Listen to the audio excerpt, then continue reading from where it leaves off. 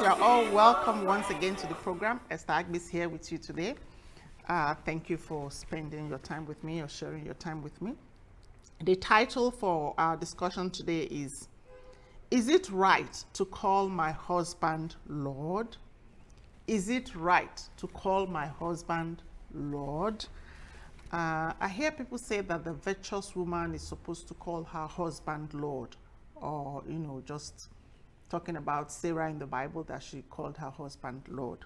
So I want us to look at it from this perspective. Who is the Lord?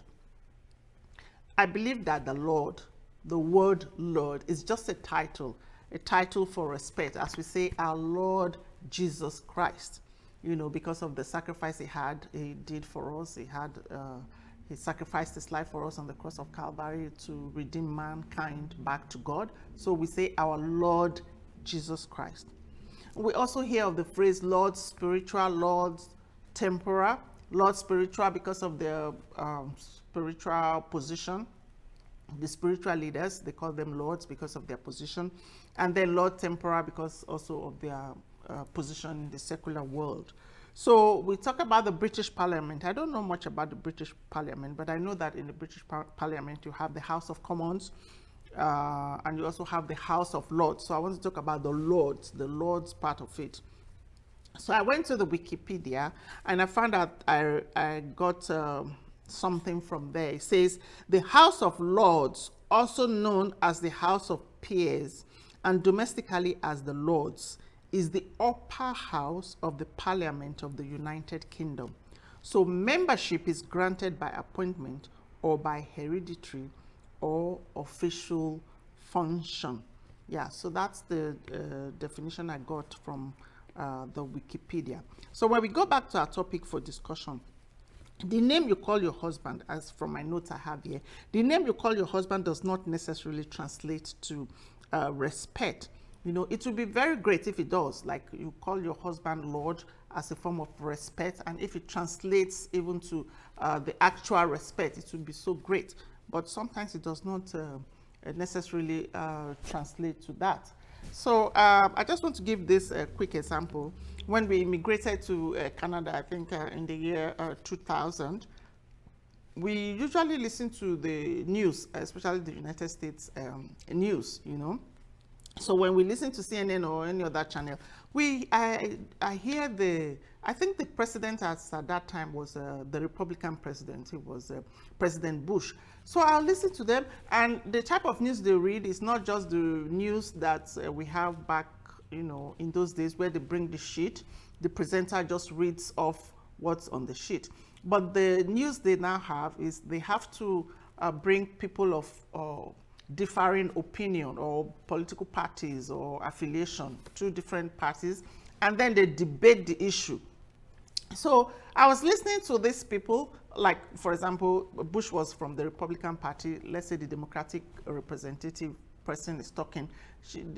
Not all of them though, but some of them, because that's where I got it. Some of them, they would just be talking about the president from the opposite party, maybe the Republican Party, and not much with respect. The respect is not there. Some don't even use the title of the president. They don't even bother to even say president. So the respect is not so much. So I was thinking, I said, okay, maybe it's the culture they grew in, or the way they have come to address dignitaries, Then when it became the democratic elected president, President Barack Obama, the same thing continued. The Republican people now, when it was their president, they would be saying President Bush, addressing him, he's doing everything right, blah, blah, blah. But when they want to address the opposite party, let's say the Republican Party is talking about the Democratic president, they don't even bother to even say president. They just say Barack Obama.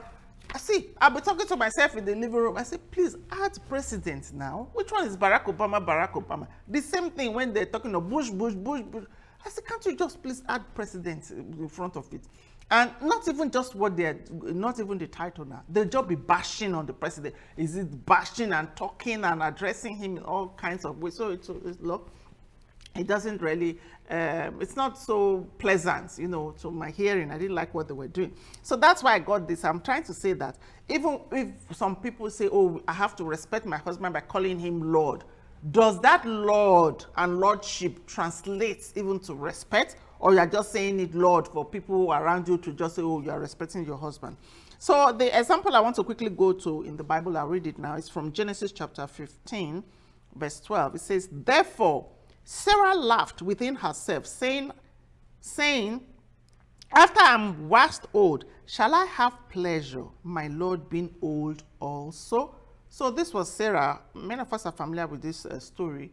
Sarah was referring to her husband as Lord. She didn't actually address him as Lord, but she said she referred to him as Lord. So from their culture, I think it was just a kind of a respect, you know, from the cultural point of view, and not that she was actually worshiping him as God, but she was just respecting him. And in the African culture, we also have that, because I remember when I was growing up too, I heard my mom calling her in-laws, addressing them as, oh, the one that owns me, in our language, in the Edo language.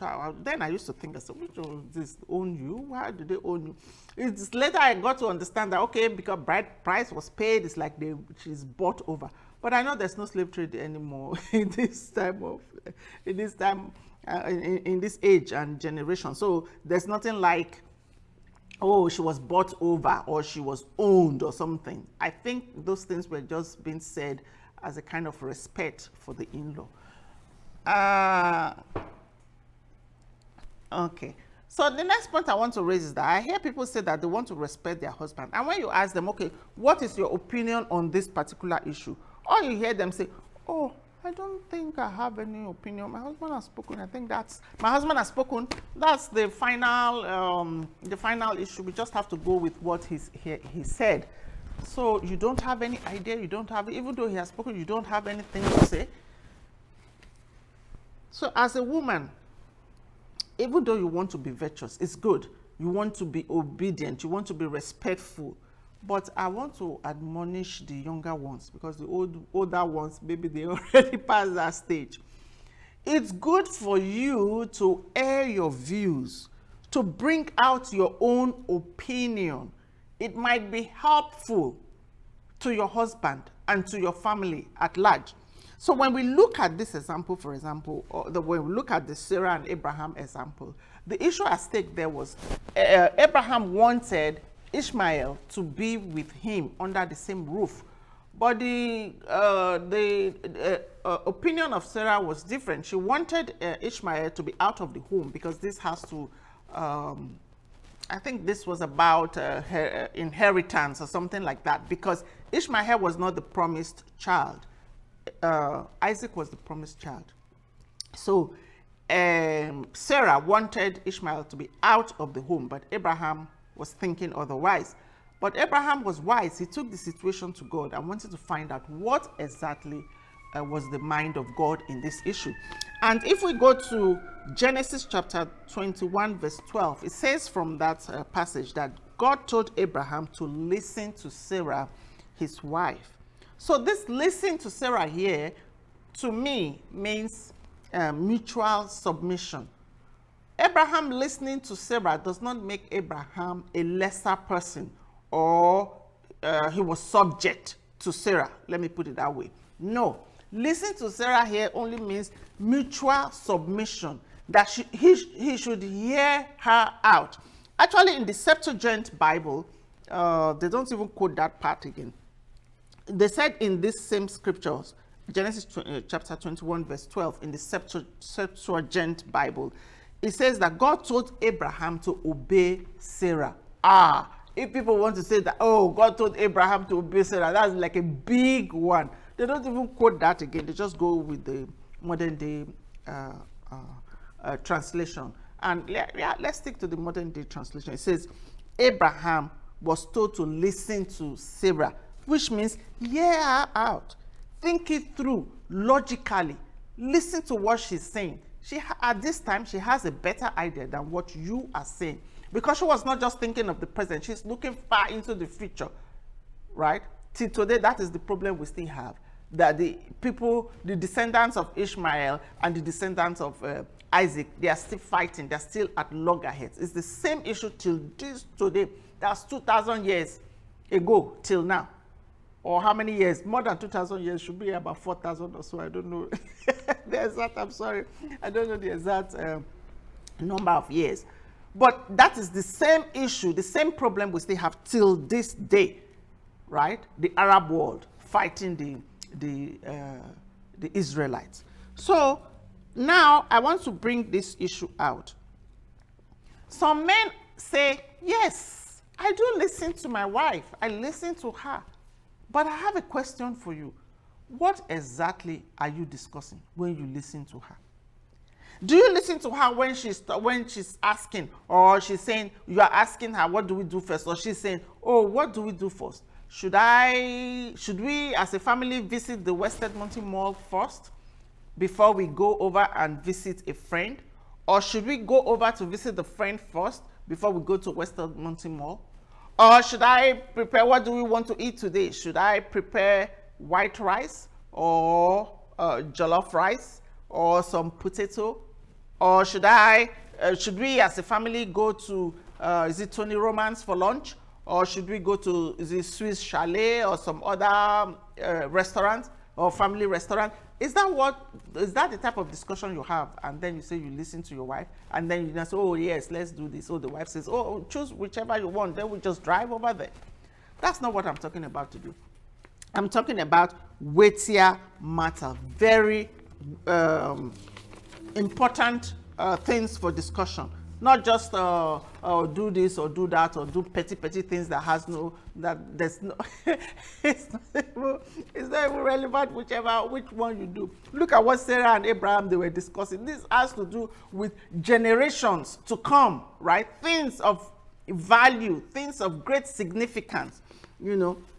Some people will say, oh, well, I don't listen to my wife because, you know, women, they don't think deep things. They don't have deep thoughts. I will not agree with you. All women are not the same. So you have to know the wife that you're married to. Is the wife you're married to, is she the one that is strategic, the one that is organized, that thinks about things, does things logically, things are supposed to be where they're supposed to be at the right time, at the right place? Does she plan, or does she have great ideas? You know, the population today, 50% are women.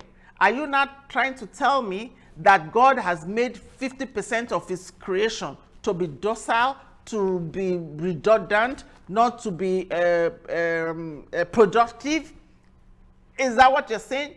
But God has endowed women with a lot of intellect, with great wisdom. So if you are a man, you have a family, you just want to use only 50% of what God has given to you, you will be losing out of the other 50%.